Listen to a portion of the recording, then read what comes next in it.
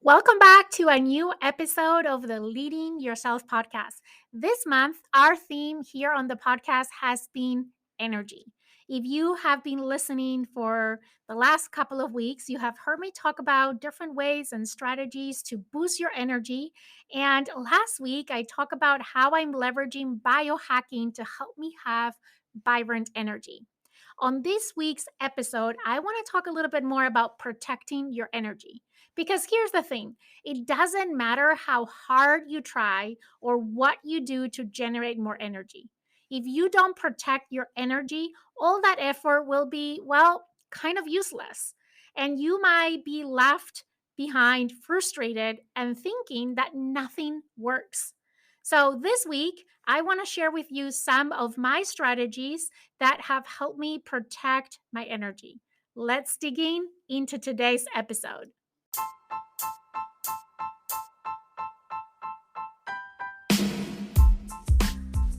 Welcome to the Leading Yourself podcast. This is your host, Carolina de Arriba. I'm an HR professional, health and fitness coach, wife, mom, and above all things, a goal-getter. In this podcast, we're going to be digging into all things leadership, professional and career development, habits, and relationships. This is a podcast for those who want to become the best version of themselves. Those who have big dreams and are willing to embrace the journey and put in the work to achieve them. My goal is to share with you the tools, tips, and tricks to help you in your journey. So let's dig into today's episode. Let's talk about how to protect our energy. But let's start with what do we mean by protecting our energy and why it's important to protect our energy. And then I want to share with you a few strategies that have helped me protect my own energy. So let's start with what do we mean by protecting your energy? I think that protecting your energy is the process of safeguarding your personal energy, which includes your thoughts, your emotions, your physical body from any external influence that can drain, deplete, or disrupt your energy. This can include things like negative people, stressful situations, um, or even your own negative self talk. Why is it important to protect our energy? Well, we have been talking about how to generate more energy. And if we don't protect the energy that we're generating, it's like putting water in a glass that has a hole, right? The water is not gonna stay in the glass. You're gonna be losing as fast as you're putting the water in. And the same happens with our energy.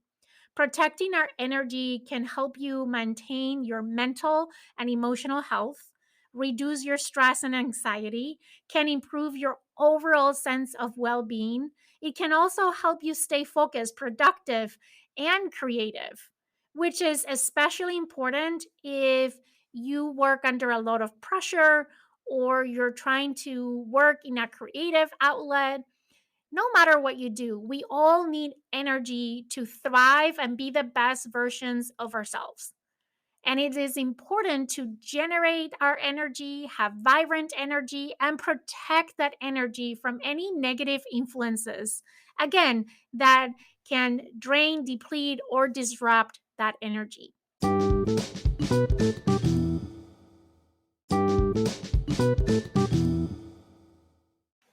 In the world that we currently live, which is so fast paced and so demanding, it is so crucial to prioritize our energy and our well being.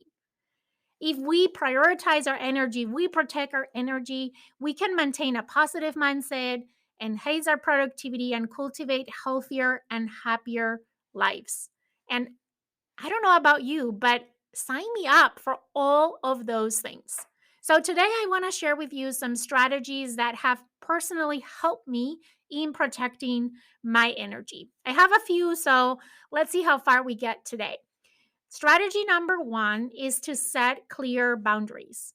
One of the most important ways to protect your energy is by setting clear boundaries. Learning to say no to commitments or relationships that drain or compromise your well being or your energy, that's what I'm talking about. It's important to understand your limits and communicate them effectively.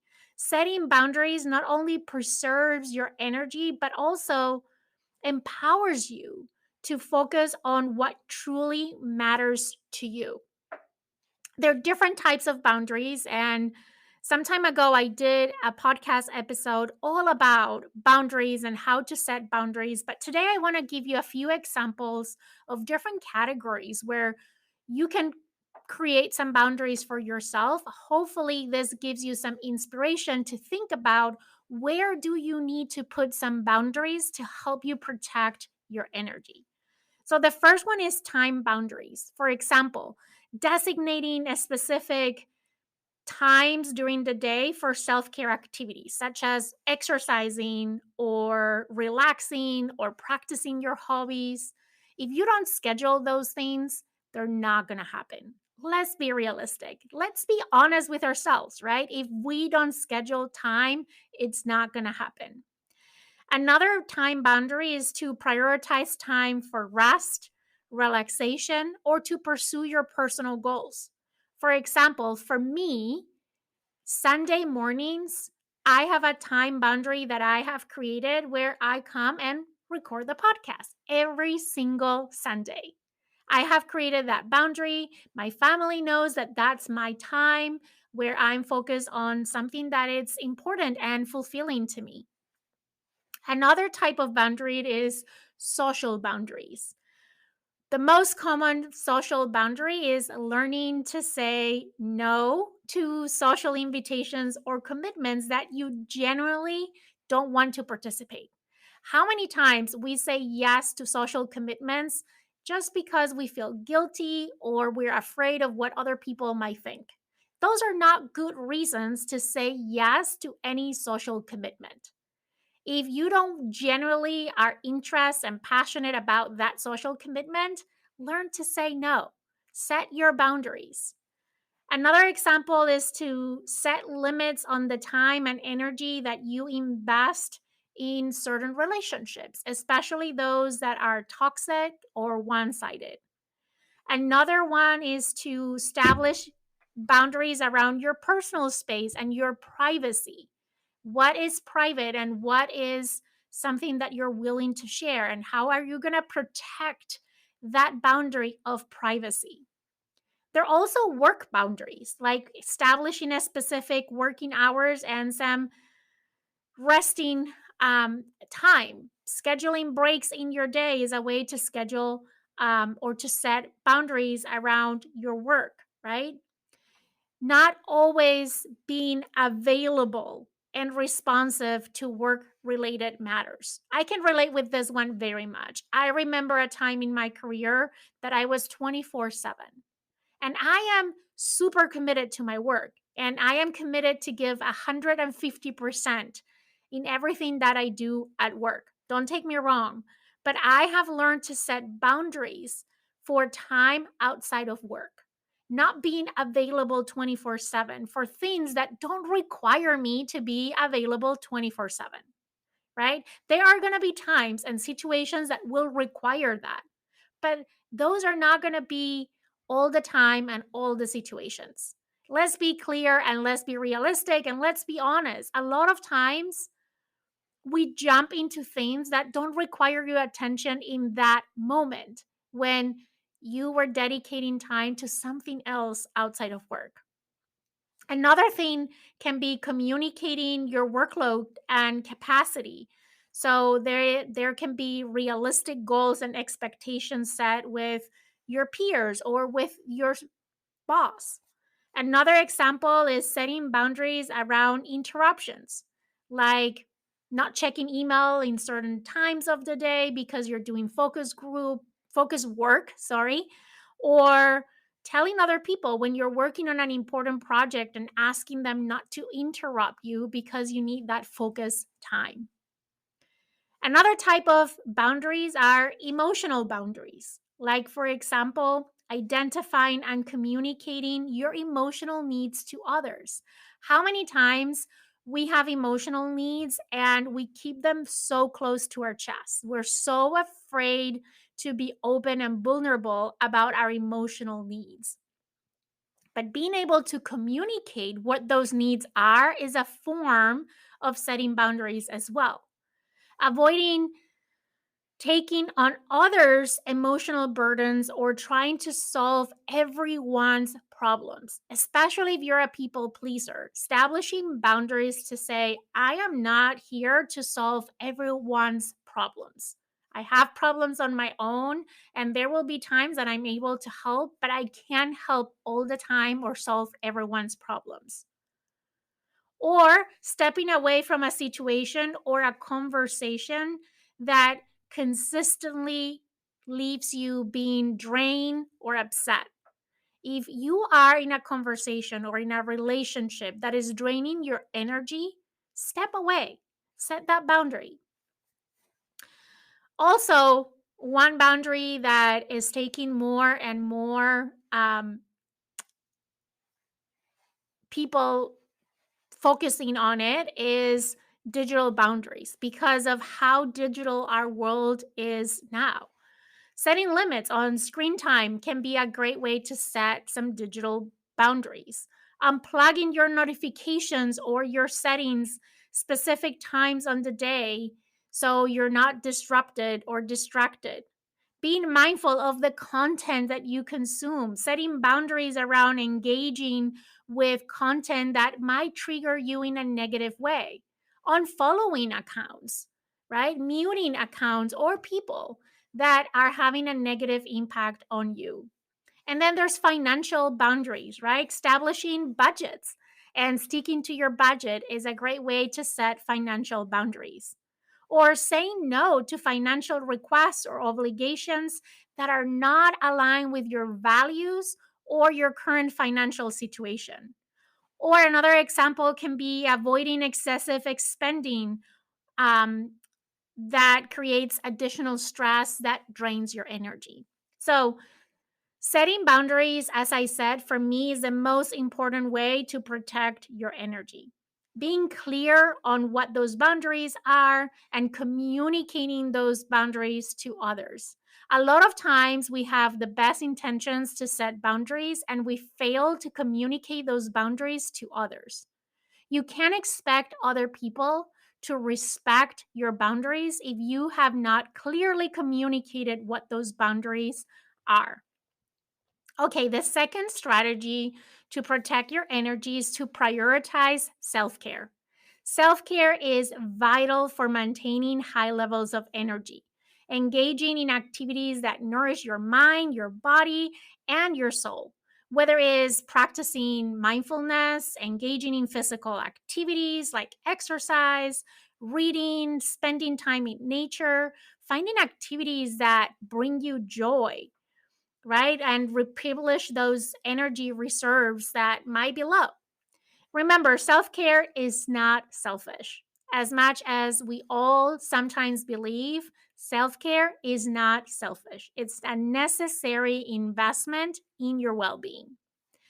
Strategy number 3 is to surround yourself with positive people. The company we keep significantly impacts our energy levels.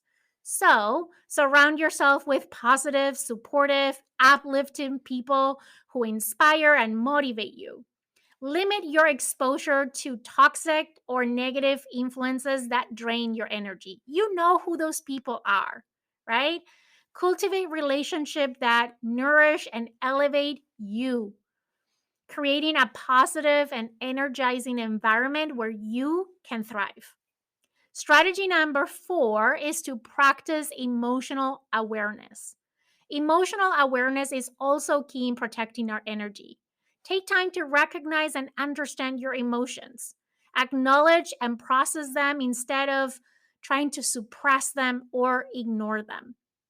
Things like meditation, deep breathing, or journaling can be great techniques to practice emotional awareness. By understanding and managing your emotions, you can prevent unnecessary energy depletion. Strategy number 5, create healthy habits. Establishing healthy habits can significantly contribute to your energy preservation. Maintain a balanced lifestyle by prioritizing your sleep, high quality sleep, nourishing your body with nutritious food, staying hydrated, incorporating regular exercise into your routine that boost your energy levels and can help you also reduce stress.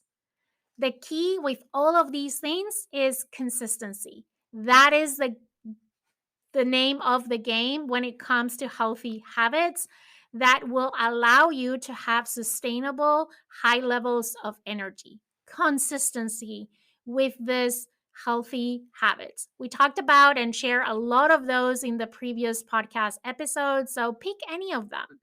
And I would say if you currently don't have any healthy habits that support your energy, don't try to do them all at once. Start with one or two, and once you feel confident that you have developed those habits, then add a new one.